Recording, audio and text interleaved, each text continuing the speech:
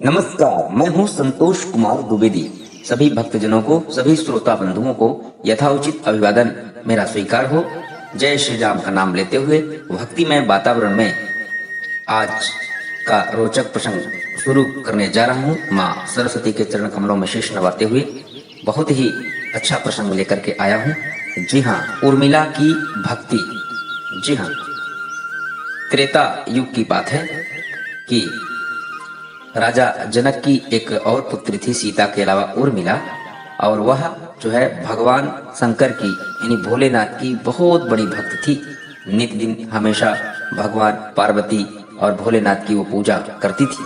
तो जब उर्मिला की शादी होने वाली थी तो शादी होने से पहले एक रिवाज होता है कि शादी वाली लड़की गौरी पूजन के लिए मंदिर में आया करती है। तो उस दिन उर्मिला ने यह ठान लिया कि अब पता नहीं दोबारा इस मंदिर में आना हो या ना हो, क्योंकि ससुराल जाने के बाद पता नहीं हमें टाइम मिले या ना मिले।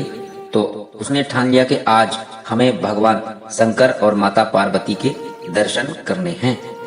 यह सोच करके वह गौरी पूजन के लिए गई और गौरी पूजन करते करते बड़े प्रेम से भगवान शंकर को उसने ध्यान लगाया, माता पार्वती को ध्यान लगाया और बोली, हे गौरव माता, हे भोलेनाथ, आज आपके मैं दर्शन करना चाहती हूँ। इतने दिन हो गया, बड़े श्रद्धा भाव से, बड़े प्रेम भाव से मैंने आपकी पूजा की है, लेकिन अब तक आपने हमें कोई दर्शन नहीं दिया। तो आपसे निवेदन है कि प्रभु आज हमें आप दर्शन अवश्य दें। जब तक आप दर्शन नहीं देंगे तब तक मैं अपने ससुराल नहीं जाऊंगी और ना ही शादी करूंगी। और यह सोचकर खूब जो है पूजा अर्चना की और भगवान को याद करने लगी, लेकिन भगवान प्रकट नहीं हुए।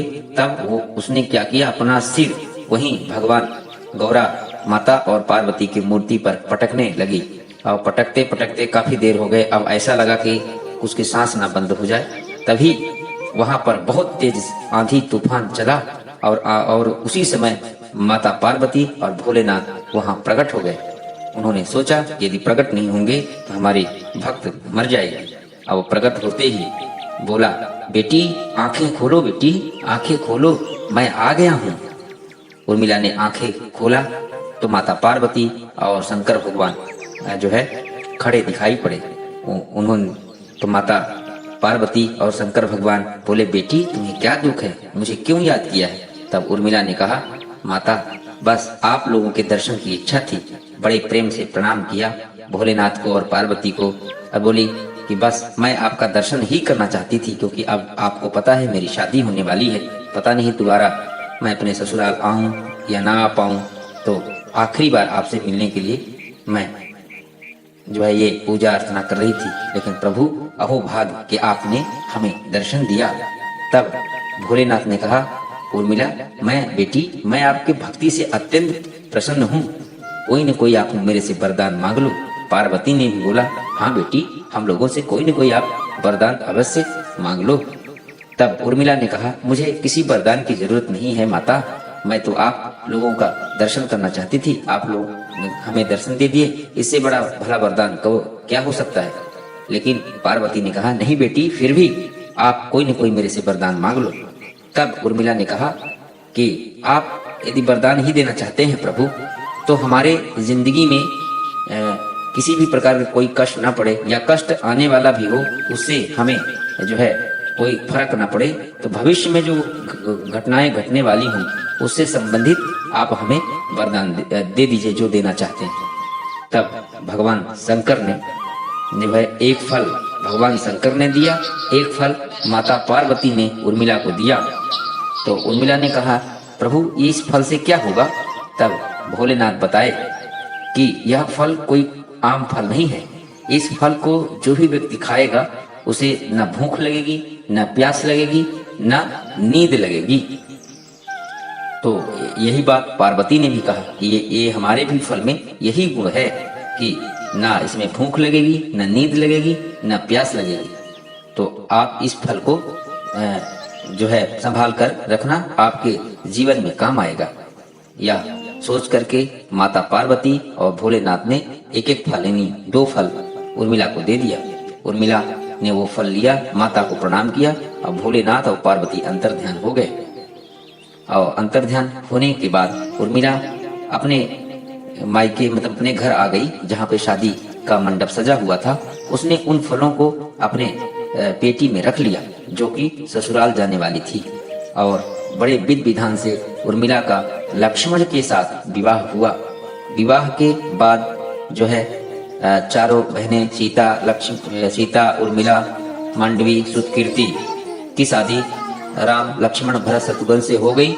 और जो है वो वापस जो है आ गई अपने ससुराल। वापस आने के बाद काफी दिन बड़े प्रेम से रहे। फिर जो है अचानक राम का जो है वनवास हुआ। कैकेयी के कहने पे राजा दशरथ ने जो है 2 वर जो मांग लिए थे कि एक में भरत का राज और दूसरे में राम का वनवास। उसी के तहत राम का जब वनवास हुआ तो लक्ष्मण भी राम के साथ जाने के लिए तैयार हुए। तो जब लक्ष्मण तैयार होकर के उर्मिला से मिलने के लिए आए तो उर्मिला भी बन जाने के लिए जिद करने लगे। बोले, स्वामी आप हमारे साथ, हमको भी अपने साथ बन ले चलिए, क्योंकि सीता दीदी तो जा रही हैं राम के साथ, तो मैं ये भला अकेले यहाँ क्या करूंगी। तब लक्ष्मण ने कहा, तुम अकेले यहाँ रह करके माता पिता की सबकी सेवा करना, मैं भैया के साथ बन जाऊंगा। तब उर्मिला ने लाख कोशिश की, लेकिन लक्ष्मण ने समझा बुझा करके उसको अयोध्या में ही रोक लिया। तब उर्मिला ने कहा, ठीक है स्वामी, यदि ऐसी बात है तो आप हमारे पास आइए। अंदर ले गई और बोली कि ठीक है, आप हमें नहीं ले जाना चाहते तो ये फल है, एक फल आप खा लीजिए और एक मैं खा लेती हूँ। तो लक्ष्मण ने कहा, प्रिय इस फल में विशेष क्या है। तब उन्होंने कहा, ये फल मुझे माता पार्वती और भोलेनाथ से मिला है, और इस फल की खासियत यह है कि जो व्यक्ति इस फल को खा लेगा उसको ना तो भूख लगेगी, ना प्यास लगेगी, ना ही नींद आएगी। तो ये आपके काम में आएगी, क्योंकि आप भैया की सेवा करेंगे तो वहाँ पे आपकी सेवा में कोई बाधा ना पड़े, इसलिए इन सब चीजों की जरूरत है। यह सोच करके लक्ष्मण ने अपने प्रिय के हाथों से वह फल ले लिया और उसी समय उस फल को खा लिया, और फिर जो है वो वन चले गए। और वन गए तो फिर जो उन्हें ना तो भूख लगती थी, ना प्यास लगती थी, ना ही नींद लगती थी। और 14 वर्ष तक जो है लक्ष्मण ना तो पानी पिए, ना तो भोजन खाए, और ना ही उन्हें नींद आई, क्योंकि भगवान भोलेनाथ और पार्वती का उसमें आशीर्वाद था। उनके वरदान से वो अपने भैया भाभी की सही ढंग से बिना खाए पिए जो है सेवा कर पाए। और फिर उसके बाद जो है वो सकुशल वनवास से अयोध्या वापस लौट आए। तो आशा ही नहीं अपितु पूर्ण विश्वास है कि आप लोगों को यह प्रसंग अवश्य पसंद आया होगा। हालांकि कुछ जगह यह भी मिलता है कि लक्ष्मण जब प्रहरा दे रहे थे वनवास के दौरान, तब निद्या देवी आई और उन्होंने जो है लक्ष्मण से कहा कि मैं जो है आपको सुलाना चाहती हूँ। तब लक्ष्मण ने कहा, मुझे भैया की सेवा करनी है, इसलिए आप जो है यहाँ से चली जाएं। तब निद्रा देवी ने कहा, फिर तुम्हारे बदले की नींद कौन लेगा। तब उन्होंने कहा, उर्मिला को दे दो।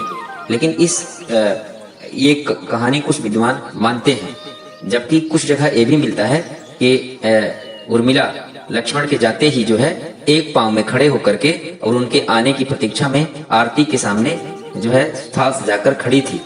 तो जो भी हो, कुल मिलाकर के ये कई प्रकार की विद्वान अपने अपने हिसाब से कहानी गढ़ते हैं। बहरहाल जो भी सच्चाई हो उसका मूल्यांकन आप सभी लोग खुद कर लीजिएगा। इन्हीं चंद बातों के साथ मैं जो है अपना प्रसंग समाप्त करता हूँ। आशा ही नहीं अपितु पूर्ण विश्वास है कि आप लोगों को यह प्रसंग अवश्य पसंद आया होगा। इन्हीं चंद बातों के साथ जय श्री राम का नाम लेते हुए मैं आज का प्रसंग समाप्त करता हूँ। बोलिए उमापति महादेव की जय, बोलिए वीरवर बजरंग बली की जय, बोलिए सभी 33 करोड़ देवी देवताओं की जय, बोलिए जय जय सीताराम। साथ में उर्मिला और लक्ष्मण को भी प्रणाम करता हूँ और अपनी वाणी को करता हूँ विराम। नमस्कार, मैं संतोष कुमार द्विवेदी, देश की राजधानी दिल्ली से। धन्यवाद।